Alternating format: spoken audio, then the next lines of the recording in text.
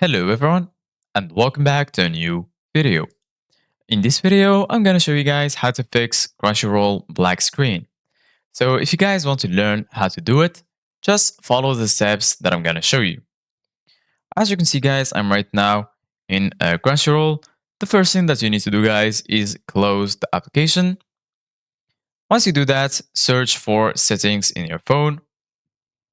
Once you find it, go ahead and click on it. And then once you're here in settings, search for application. So scroll down a little bit and you're going to find this right here.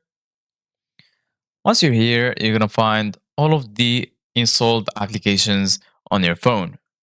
All you need to do guys right now is scroll down and search for Crunchyroll.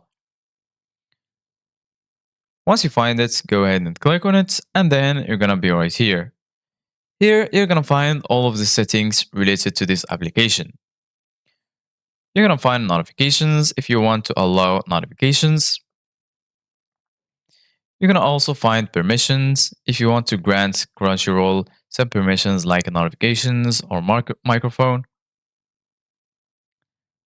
From here, you can set it as default to open supported links or supported web addresses. And the most important setting for us is storage. Go ahead and click on storage.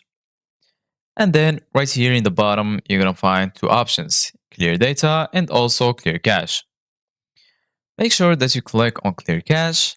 And then once you do that, go back and quit settings.